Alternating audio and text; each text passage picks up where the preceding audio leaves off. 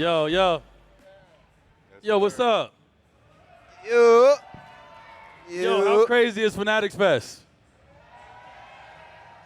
Yo, hey, D-Lo, how crazy is this, bro? Unbelievable. I ain't never been here, so love is great. Thank y'all. Thank y'all. Yo, so for an old guy who retired 6 years ago, I appreciate the love that everybody showed today. Y'all made me feel good. We got any Heat? We got any Heat fans in the building? For the Heat. Yeah. All right, so to all the Heat fans, happy anniversary. We won 2 championships on this day. I just want y'all to know that. Yes, sir. You know what I'm saying, D-Right? You feel me? All right, so we have a show called The Timeout. My brother D'Angelo, talk about your show, man. This is sick. Like I said, D-Wade is one of the guys that's been inspiring me for a long time. Once he got the podcast, he's got his brand, he got his wine. I can go forever. But he's just inspiring the youth. And we got a podcast as well called The Backyard. And this is a collaboration of what y'all see. We all trying to collaborate and work together to keep growing. So this is what y'all see. Yeah, so our show, go ahead and give my guys some claps. So our show is just about conversations, obviously about things that we love. Sports is definitely one of the things that we love and that we know very well, but it's more to us. It's more layers to us as well. So hope y'all can sit and enjoy it, just a conversation that we're going to have. Y'all good with that? Love that. All right. So, hey, I ain't used to this, bro. I ain't used to having a crowd. Different. I mean, doing neither. this. And we did it for the first time in China, and I was like, bro, we got to act like the crowd ain't here so we can get into our chemistry and our camaraderie. Yeah, this is our first time doing live on this, too. I wanted to set it up before we get into our combo. This is crazy. Before they start getting into their phones and leaving and shit. You know what I mean? So we got to get to work. We got to get to work. So first of all, man, obviously, D-Lo, you and I have a relationship that, goes beyond the game of basketball. We both represented, under the same company. I started a brand 13 years ago, and D-Wright was the first athlete. Shout out D-Wright, man. D-Wright was the first athlete to sign with the brand, him and UD. But I told him you the first all-star. Yeah. Talk to him. You the first all-star. Talk to him. To sign with the Dwyane Wade brand, man. So I appreciate that. I appreciate you for taking a chance on Li Ning and Way of Wade. And tell them a little bit about our partnership, bro. Like he said, I want to ask you, too. I mean, I know you was talking about it on what made you branch off and start your own thing. We'll get into that. But for me, I always noticed somebody going a different route than everybody else. And obviously there's the Nikes, the Adidas, and things like that. And for me to cross paths with D a few years ago during All-Star, and he mentioned it to me, kind of planted that seed, I didn't really see the vision. But then when we went to dinner together and we branched off to talking about a multitude of different things, and I knew this was somebody that I could really learn from, and just he's already got the blueprint out there. So somebody that I could just kind of throw a bunch of different things at and hear his opinion and where he wanted to go and how he went there, how he got there. I knew this was something that could grow, and it feels like a forever brotherhood off the court. But as far as us branding and doing things other than basketball, the blueprint's already there. So I'm always piggybacking on what he's doing. So, and this, I don't mean to change the subject, but this is my boy Logan. For a lot of people out there that may not know Logan Linkmeyer, he's our co-host on our show, and he's doing his own thing too. So, yeah. Hey, D-Lo, I got a question for you. Like Flash just said, I was one of the first athletes on Li Ning. We were under his brand. And I was clowning the other day when Ross brought out your first signature shoe. I would love to know how that feels. Being a young kid, Louisville, probably playing in your driveway, trying to be, the next superstar. So how does it feel to finally have your first signature shoe, and what's that vibe like? Dude, I cried. I mean, honestly, when they delivered the shoe to me, Shaw and all those guys here, y'all see them, they delivered the shoe to me. I never planned on having a shoe. I never even dreamed of having a shoe, honestly. I just loved basketball. And playing basketball, locking into my craft allowed me to do all these other things. So when you see me crying over a shoe, that's my raw emotion, because once I never seen that, I never thought I'd be in this position with a guy like this dude, yourself. Y'all inspired me in ways y'all would never know. So it's crazy. And the sky's the limit, man. You want to just keep expanding yourself, expanding your brand, and making your own way while you're doing it. Yeah, D-Right. One of the things when I wanted to sign D-Lo, obviously he was an all-star. I love this game, but I love this style. Yes. And so what I'm excited about for the brand is what D-Lo's style and what he's bringing to it. Like I told him, I wear all his stuff now. Like what he's wearing right now is something that's with the D-Lo. Some light. Yeah, let it go. Some light. Some light. He got his own. He got his own lifestyle. Yep. I got his lifestyle shoes on right now. Come on now. Logan got his D-Lo ones on right now. I got yours So on. it's love out here, man. And I so, didn't get the memo. I'm sorry, guys. Come on now. I would have wore mine. but I He's didn't trying to get a the fit memo. off. He said, I'm going to fit off. hey, you know where he just came from? Look at him. What he look like he just got done doing? Well, look at the shirt. Fashion show, golf course. Golf I don't course. know. He just came from the golf You course. golfed in that? Yeah. Oh, wow. Ain't You nothing bringing wrong with swag that. wherever you go. Hey, listen, I'm an avid golfer now, so like basketball is cool. I love talking about golf. I know you doing big Too. things in golf. I know Flash as well with Ace members only. So I Why? just feel like Why, though? Why do you love golf so much? because I can't compete at a high level no more. So I feel like golf gives me the opportunity to be competitive, go out there with my boys, fellowship, talk business. So it's definitely opened a whole nother side of me, going out there on a golf course after all these years of competing at the high level. And now I'm able to learn something new and struggle. I have my good days, but I struggle a lot, and it makes me grind to get better. Brutal.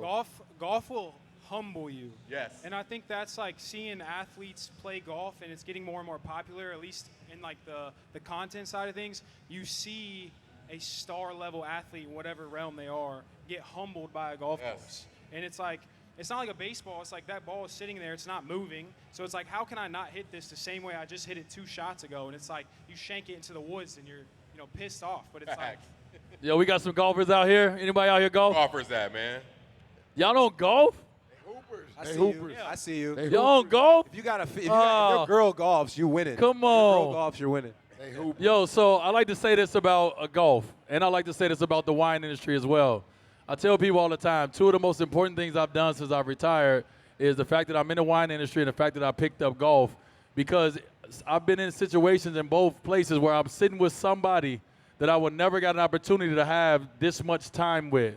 When you're sharing a bottle of wine with somebody, when you're golfing with somebody 4 to 6 hours, you don't get that kind of unedited time with anyone. And sometimes you fuck around and look next to you like, man, I'm with Obama. Right. I found myself golfing with Obama, and I was like, Free game right there. Listen, that's what I mean. Come on, man. That's what I mean by this dude. Like, his guidance is, he drops jewels like that, and it may go over your head. But for me, I'm listening to everything these dudes are saying, and he's telling me what he just said is something that you can take with you wherever you go. Everybody can relate to golf. Everybody can relate to wine. These things like that, it helps you branch off and expand yourself. And like I said, these dudes are a little older than me, but what they're doing now is something I want to do now. So when I'm a little older, I can just be a fluid little motion, and I can keep all these things that I'm trying to do, just keep growing them. And that's my plan. Yep. I think something that's like crazy from all this is, like you talked, someone earlier was like asking a question about like, why did you go to Way Wade? And one of the things I heard you say was that you felt how pure D-Wade was and how pure of energy. There's no faking it. There was no nothing. It was just like there was some raw connection and some energy that you guys felt, that it was just like all love and all pure, like pure love from the jump. And here you guys now talk about the same exact thing and getting into it.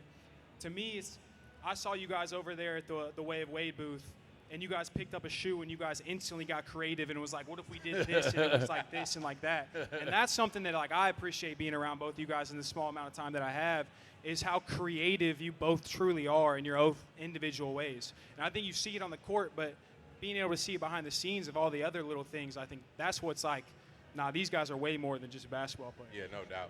yeah, I'm glad you said that, Logan. I think the one thing is, and I just came back from Cannes. I was in France, and it was a lot of creators out there. Creators are obviously taking over the world. Yep. And the creators got the mentality like we the new athletes, right? We the ones that everybody get in line for, they show up for, like they and so I think as athletes, and I heard this when I was out there, athletes are the new creators.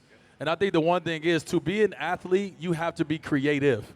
Like to even get to where you got to, you had to be creative as hell, because ain't nobody tell you was gonna be in the NBA one day. So you had to create this world, and you had to create this idea in your mind of actually getting to where you want to get to. So now we actually able to take our creativeness, and now we're able to bring it to our shows. We're able to bring it to the world in a different way. So athletes is the new creators. Heck yeah, I agree with that for sure. What's next for you, man? I know you got a lot of different things going on. just came back from Cannes. You said Cannes, right? Yeah, Cannes. Subtle flex right there.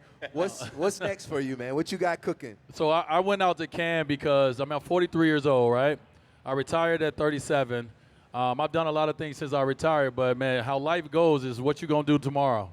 What you gonna do tomorrow? What you gonna do? So I'm in a place in my life where I'm repositioning. I don't say reinventing. I don't need to reinvent anything. I just need to reposition a few things. And so I'm just repositioning a few things. I'm trying to I went out to Cannes to talk to brands. And what I talked to them about is I said, listen, I'm here to talk about partnership and not sponsorship. And I think that's a fine line right there. A lot of people just have sponsorship. Right. Don't let that go over your head. Dropping jewels, bro. Like, it don't go over mine. Listen, I'm taking notes, bro. What's fixing them up with a little bit of humble brags too. Right. But what's the difference between sponsorship and partnership? Yeah, sponsorship is transactional. Sponsorship is here go a 2-year deal to be the face of this brand. Sponsor us. Partnership is coming in, learning you, getting to build with you. As you evolve, as you grow, the brand evolves and grows with you. We're building a partnership. We have multiple verticals that you are a part of. That's partnership. Sponsorship is, hey, be the face of this, get this bread, we'll see you. Yep. And there's nothing wrong with it. But I'm 43 now. I've done sponsorships for 20-some years. And so I went out to Cannes to sit down with brands and talk to them about ways that I can integrate myself, see what they were trying to do, what they're trying to accomplish as I try to reposition myself and grow in business. That's a bar right there. But let's talk about you guys both doing something in that same lane with the partnership, with Kicks Crew. Yes, sir. I've learned so much about Kicks Crew over the last few years from D, getting the opportunity to meet Ross and, build that relationship with him. How is that? You guys having that partnership with Kicks Crew, once again, going outside of the box. Not too many athletes are doing things like that. So what was the motivation behind getting behind Ross, who, in my opinion, is a hustler and a motivator, and he wants to do great things? So what did you guys see in Kicks Crew, and, what was you guys' mindset to jump on board with Kicks Crew? I think for Kicks Crew to offer this opportunity to be the middleman of branding and shoe deals and clothing lines that happen in the whole other side of the world, that a lot of the sales are happening over there. And a lot of people over here don't have access to it. So when you create this lane and this platform to where you're the middleman, you're most likely the only middleman. Like, I don't know anybody else that's allowing you to buy my shoe, his shoe. Obviously, Dame Lillard's got a shoe. Austin Reeves has a shoe. Pazinski has a shoe. A lot of those dudes' shoes are selling over there. So for him to bring that opportunity to us and allow us to be a part of that, obviously we invested in it, but we also believe in it too. Yep. And I think believing is one thing that allows you to keep on expanding on it. And this is just the start. Kicks Crew just happened, like a year or two ago? Like, that wasn't going on 10 plus years. It's something that's brand new. So I'm a firm believer in it. I'm excited to see where the brand goes. Yeah, man. I think for us, you guys know, we just do our final show. Kicks Crew is our presenting sponsor. We haven't had any sponsors this year. We just been building our show head down, trying to grow and grind. But we decided to bring Kicks Crew in as a presenting sponsor. Y'all give it up for this dude right here. Give it up, everybody. Give it up for Ross right here. Talk to me. Ross. Talk to me. What? Talk to me. Everybody, this is Ross from Kicks Crew right here. Give him some love. My God, Ross. We sold out. This is it, man. Sold out. We sold out. We're done. That's Sold out. So these D-Los. Stop playing, man. Ain't nobody copped the new D-Los. So these new D-Los. This Come on box now. is fire too, D-Lo. Come on now. Appreciate that. Shout out Leeway. Leeway out my there, man. size, too. Shout out Yo, Leeway. who wear a 10 and a half? These are fire. Who wear a 10 and a half? Morning. Oh, okay. I hear y'all out there now. Okay. Who wear a there 10 you and a go. half? Hey, wake up now. They need to answer some trivia first, man. Zaire, I need that fit. Trivia. We gotta do some trivia. Huh? We gotta do some trivia. Yeah, they got to answer a question, man. It's a few questions. Hey, D-Lo. Talk to me. This box, Before we get off this pod, we giving away shoes. fire. My son, bro, he got creative with it.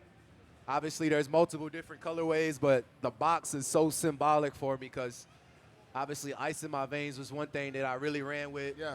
There's some Lithuanian literature on there. That it's like I love you in Lithuanian. Okay. And then when you see my son, see it it. says, what does it say? Artwork tributes to Riley Russell. Right. So they just ran with the whole idea. I didn't even really have to speak on these things. I kind of just talked about it in brief and they ran with it and put it on the box. And then when you look at this right here, I looked at it, bro. all the details. All the on this details. right here All the from some of my details. closest fans in China, to where they got real creative with obviously the emojis and the wordplay on here.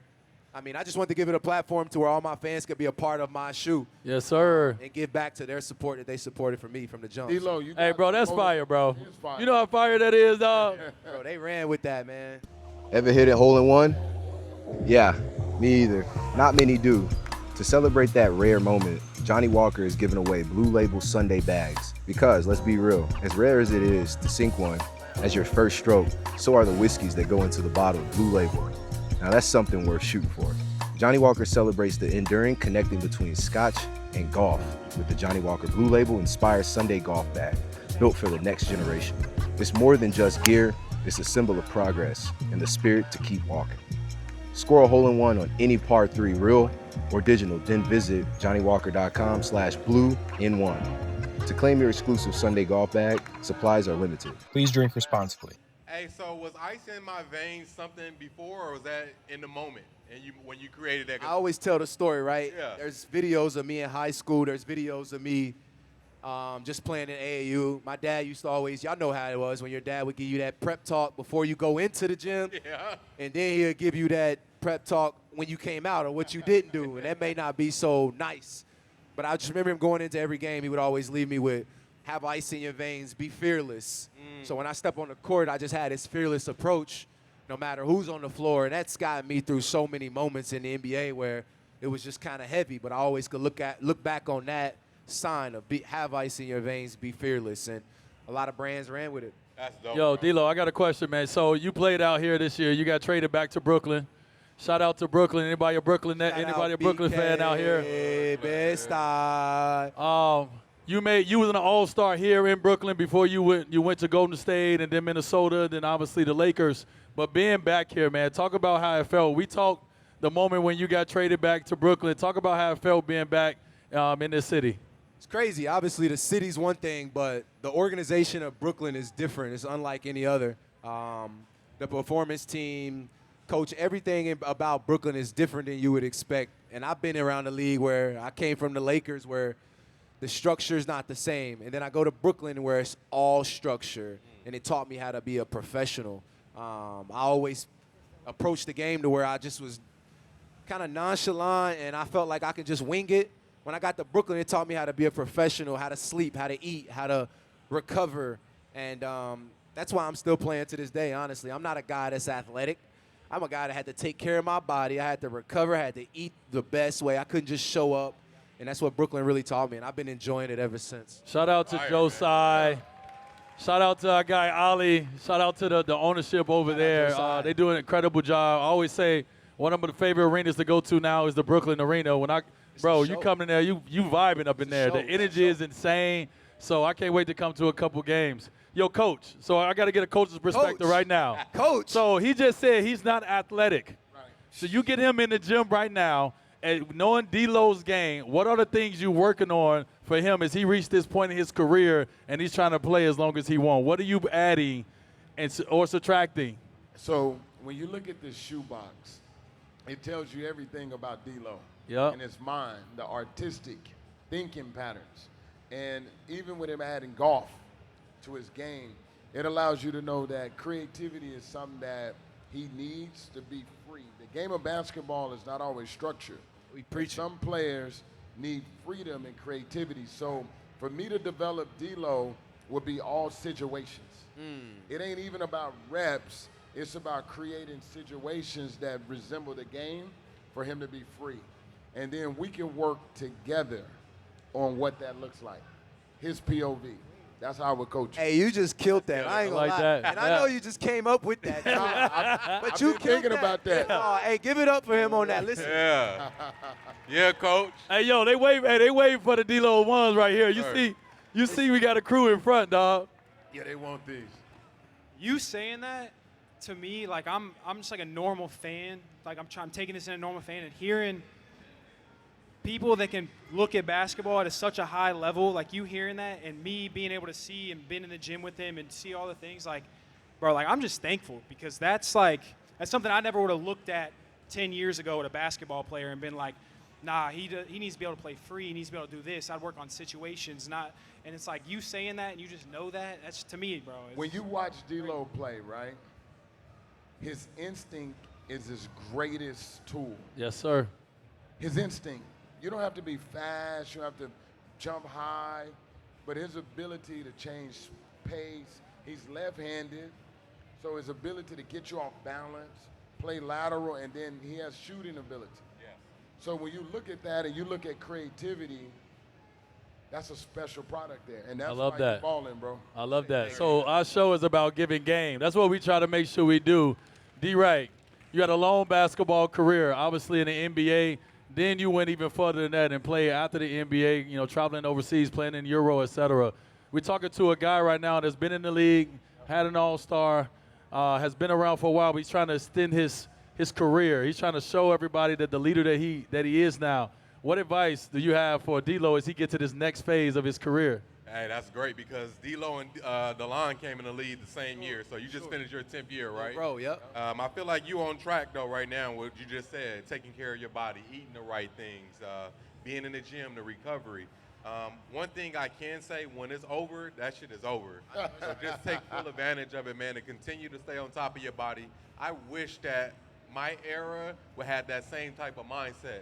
We'd be in the locker room eating chicken tenders, burgers, and fries. Right. You know, we wasn't getting the chefs and, you know, being smart when it came outside the court. So just continue to play as long as you can and leave on your terms. But at the end of the day, you got to take care of your body because you only get one body, bro. I hear you. There you go. Yeah. Yo, so this is the Fanatics Fest. We got 20 more minutes to our show, and we get an opportunity to bring out one of the greatest players to ever play the game of basketball. So can y'all please give it up for Vince Carter? Yes, sir. Let's go. HOF. Let's go. Yo. Yeah. This Saturday. This Saturday. What's happening? Go. Yes, sir. Y'all know who that is. What's happening, everybody? Y'all know who that is. Yo, y'all know who this is? Come on now. Hey, Vince, let's get right to it. One of the coldest nicknames ever in our sport. Half a man, Half amazing. How did you feel with somebody when they gave you that? How did you feel about that? I didn't know how to feel about it because, you know, as a young guy coming in the league, you're just trying to make your mark and you're trying to do your thing. And, you know, I had Charles Oakley. I had Kevin Willis. I had facts. So you start hearing stuff like that. It's like, all right. At first it's like, all right, let me break this. Half man, half amazing. Oh, that's cold. That's cold. But like, so what comes with something like that is the pressure of being that, like whatever that means or whatever people perceive it to be. So at the same time, I was like, just go be me. Because like, you know, there's this one name and you know about it too. And well, all of y'all know it. It's like, oh, when they say he's somewhat like MJ. I don't want them problems. Yeah, no, we don't want that smoke. I don't want them problems. We don't want that smoke. I don't want them problems. I want to be me. So that came about. It's like, all right, this can be my own lane. Just keep doing what you're doing, and here we are. Flowers. Here we are. We got a Hall of Famer right now that's enjoying the show, man. This is unbelievable. You a few years removed. What's next for you right now? Like, where are you at right now? You know how many years removed I am now? 5? 5 years. 5? It's crazy. 5 years. I just saw a highlight. Yeah, it's like that. Like, I just saw that. I saw a highlight where I was like, my rookie year, you was in my little rookie year mixtape, and I was like, damn, that's crazy. Crazy. 5 years. But man, I tell you, you know, I'm now with NBC, and you know they're up and coming, doing some great things, and bringing that nostalgia, bringing that old thing back. Like what we came into the league doing is that making you feel good and loving basketball. When you watch it, you smile before the game starts, like, yeah, about to watch some good basketball. Calling games for the Nets, as you know, and still doing some Raptors. So I'm staying around the game, and I've told you this before. We've had conversations before.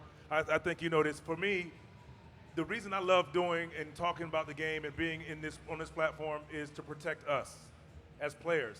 You know, I played the game, we played the game, and we understand what they go through. And yes, be critical, but like let the everyday fan know how this goes and what you're looking at and try to break it down. And I enjoy that because I get to be in the middle, and I don't really care what they say about me, but like I want to protect us. I want to protect you guys that are playing. Yeah, we're going to have bad games. We're going to have a bad week. We're going to have a bad month.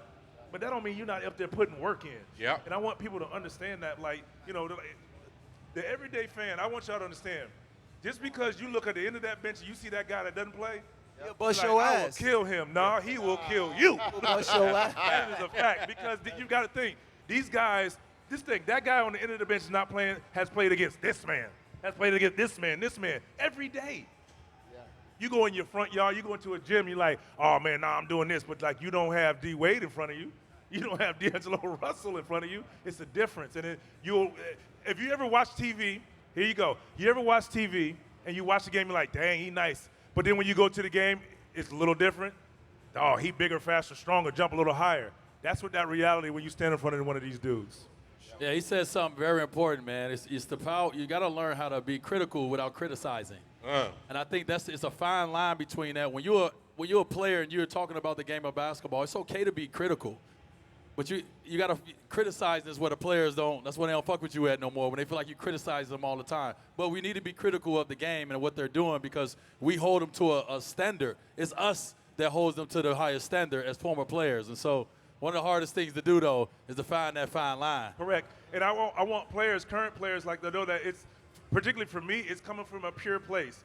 I want to be critical on, or just talk about what I see and what he could do better, and it's a way to say it. It's the way to deliver it. That's what I want. So where you say, like, all right, cool, I ain't like it, but at the same time, I get what he's saying because I played the game, so I understand it, and I've been in that situation. I'm like, damn, brother, all you have to do is just say this, and I get it. So that's what I want to do by when I say protecting us.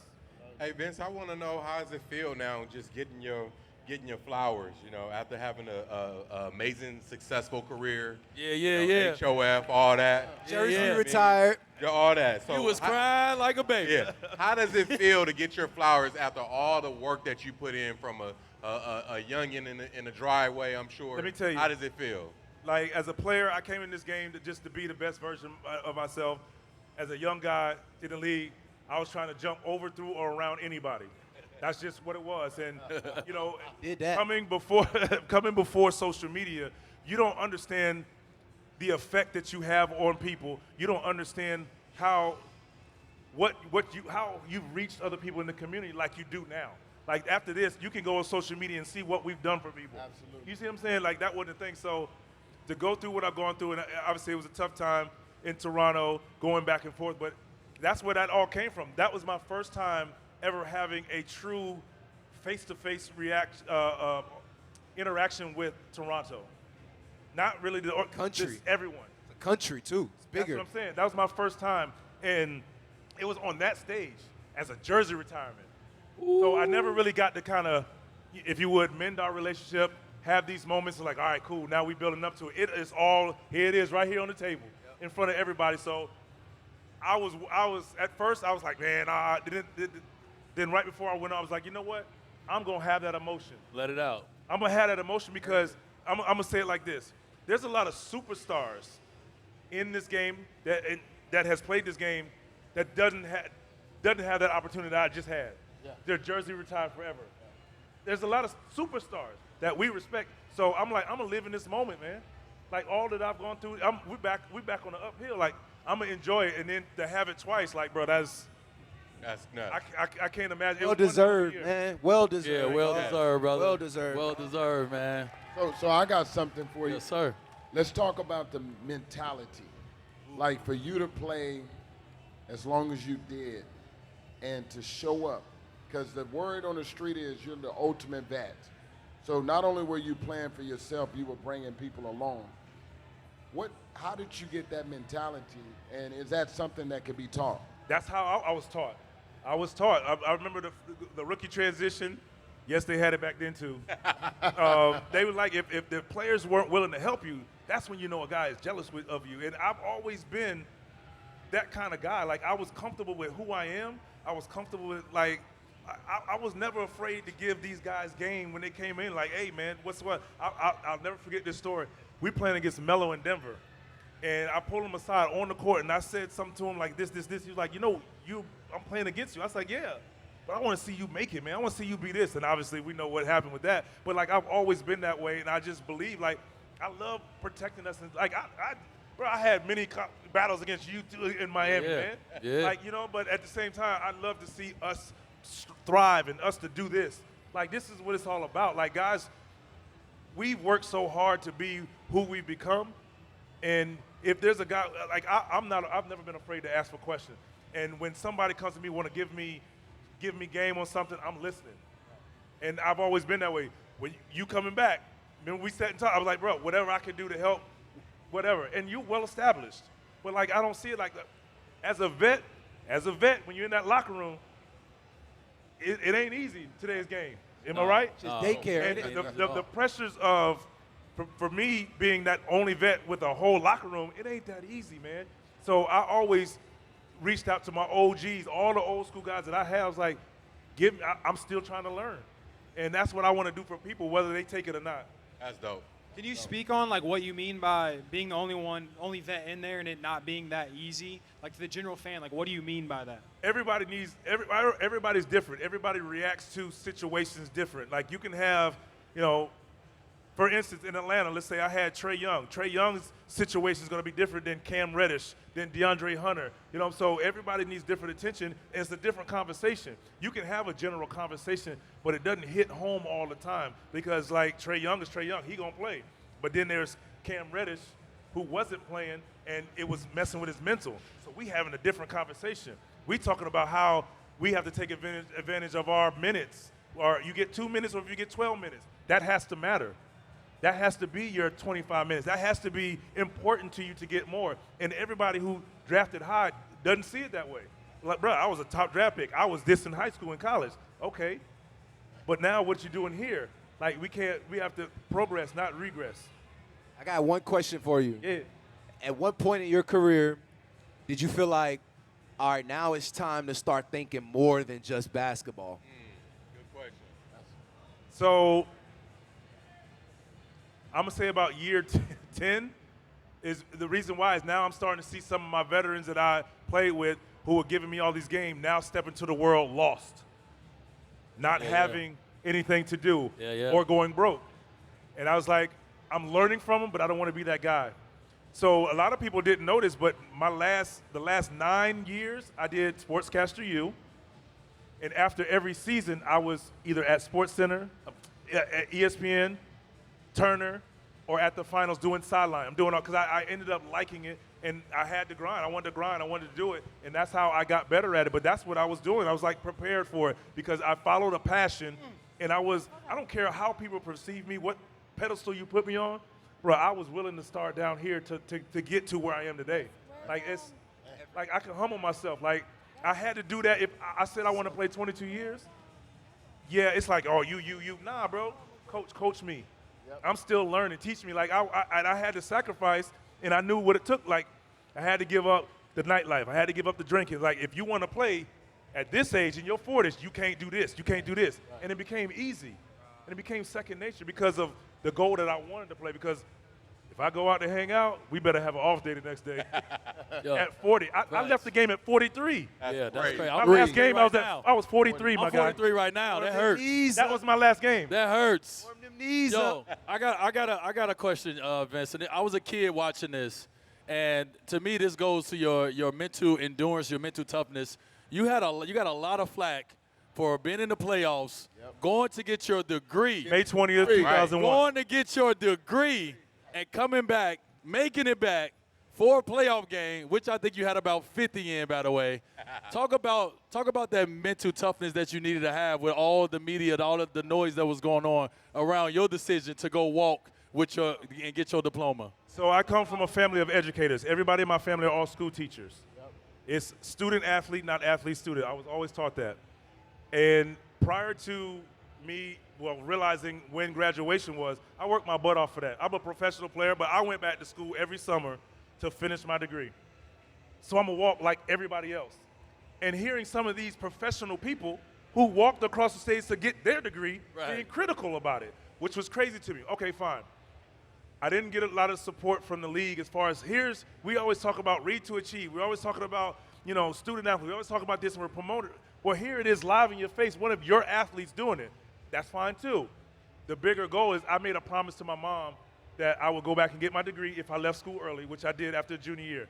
Not only did I fulfilled it, I'm going to finish the job. Right. That was finishing the job for me. So I went to every player on that team, man to man, face to face, and said, this is what I'm going to do. This is when I'm leaving. This is when I'll be back. I'll be prepared. Every player was like, bet. Long as you get back, the bigger picture. This game 7. Right. Mind you, it was game 7 versus Allen Iverson. Yo, game I'll be back. 7 That's crazy. on the road. On the road But at Philly. I'll be back. At Philly, but I'll be back. Crazy. Okay, I graduate at Chapel Hill at 9 a.m. All right? But you go look up the stories, everything is like, oh, this jet lag, he's all this to that. You know what they didn't know? Southwest. The owner of the team had 2 private planes. He had one that we were flying on, but he had a backup plane just in case that broke down to make sure I got back. Wow. As boss. Watch this. We didn't have shoot around. We had a meeting in the locker room. In the hotel. Ballroom. Right. Yeah, in the ballroom, had a little meeting. I was the first one in the meeting. Talk about it. Nobody was there yet. They walking in like, Talk about well, it. I thought you. Yeah. So it was one of those, but it was never talked about, which is fine. Right. It was never talked about because I knew what I had to do. I wanted to accomplish both goals. That was the greatest moment of my life. You know what's Walking across- impressive? Now we have everybody can go to school online. What I you wasn't doing said. that You went back to the campus in class. in class. Wait, you know what I had to take to finish? What's that? Biology and lab. So you Nah. don't have to I go ain't to say it was the lab. smartest move. Right. That was dumb. Nah, player. That was the facts. I was like, uh-oh. That's impressive. But I did it. I got it done, Half and amazing. it was the greatest feeling. So now if you walk into my front door of my house, it look about that big. I blew my degree up. So like when you see it, you're like, damn, didn't you? Yeah. I earned this. Yeah. I earned this. I So love yeah, that. I'm pretty surprised. Hey, give it up. man. Y'all get it up, man. Yeah, B. Hey, wait, I just want to tell the other side to it. This is the great side of it. It was great. Yeah, I earned it. I did miss the game-winning shot. But look, I would do it that way any day. And I said it. If I was going to get my master's, I'd do it if I do it. And I told Coach when he joined up, I said, give me the shot. Halfway, I'm like, ooh, this is good. Here's what I messed up. I'm already thinking what I'm going to say, what I'm going to do, how I'm going to react to all these people talking junk. I said, when this junk going in, I'm standing on the table. I was probably going, and already know. halfway, I'm like, yeah, uh-oh. It's a This little looks short. long. No, long, hit the back rim. Hit the back rim. And you know what? And the PR guy was like, hey, you want to take a minute before you do your post-game interview? I said, nah, I did it in my uniform. Yeah. Answered every question because, like, I'm not afraid of the moment. I love that. And I wasn't afraid of the backlash I love because that. I did what I had to do. All right, listen, we got 3 minutes left, dog. So before we get off here, I want to go to each person. If you could give us one word, if you could give them one word that you practice on a daily for you in your life that can help somebody else, give everybody one word that you practice on a daily. One word that stands for what you practice on a daily. I can go first if you want to. Nah, this is crazy, but it sounds cliche. But he said the word. My word is practice. I practice how to do everything. I practice how to handle my emotions. I practice how to do better at podcast. I practice on basketball. I practice on my future. I practice golf. I practice about it. how to love my lady. I practice how to be a father. Practice is my word. Love that. That- I love that, the D. bar- Love We're that. talking about ready. practice. You was ready for that one, my Talking guy. about practice. Oh, You funny you said that. Up, you've been thinking about that. All right, Lo. For me, recently it's been gratitude because you look at life and it's so fast, and then you got like Instagram, you got Twitter and everything, and so often you could just look at things and just be like so negative. So for me, I've been waking up, I've been trying to have a gratitude journal to where it's like now throughout my day, instead of my mindset being all this negativity, it's like, what am I grateful for? What do I have gratitude for? So that's been like my big thing recently. Love Like that. that. Love that gratitude. D. Like Reezy. that. Mine has been mindset. Me now, being a retired athlete, going into so many different industries and different worlds, I got to have the right mindset. I got to be willing to learn. I can't be a guy that say, oh, well, I did this, this, and that. That shit all erase when you go to a different world and a different industry. So I would say mine is mindset. Love that. Mindset. Love that. Chris. Love that. Mine's is consistency. I like that. Facts. It don't matter what you do, be consistent. Do it every day for 365 days and watch how you progress through it. Don't do it for one day. Do it every day. Bars. And watch where you go and how you reach your dreams and the things that you want. Consistency, everybody. Like that. All right, HOF. So it's hard to say one word, so I'm going to say it like this. Think before you act. Okay. That is, if you look at my Twitter, you'll see it there. And the reason I say that is because we're emotional creatures sometimes. You hit a nerve, we gonna strike back. So especially for us in this space now, we have to kind of think how we're going to react to these different situations and then live with those things. So I've always tried to live by that. Like in everything you said, like I'm like, dang, that. But like, I was like, think about it before you act upon it. Think about what you're going to do before you act upon it, and then live with your decision or live with your approach. And so that's been my thing is like, sometimes I get triggered, but like, let me think about this. How, if I make this decision, I got to live with it. So let me kind of map this out. And it's really opened doors, and it's really opened my mind, and it's really kind of given me the game plan on a lot of things in life. Think before you act. My word would be patience.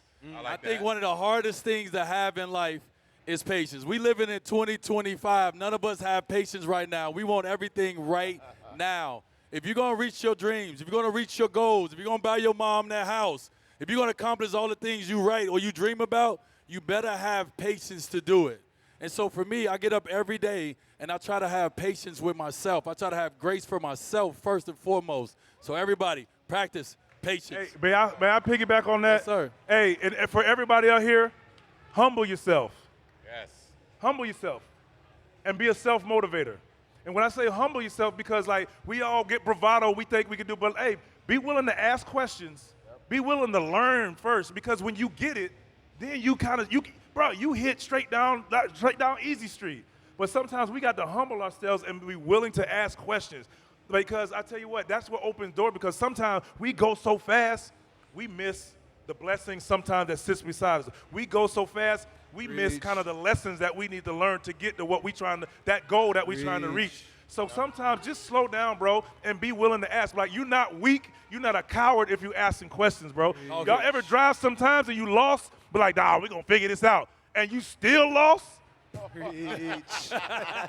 Still lost, but guess what? 20 minutes ago, I could have just stopped at this convenience store and asked a local, hey, how do I get to the Starbucks right here? Oh, bro, make 2 rights and it's right there. Damn. You ain't lied.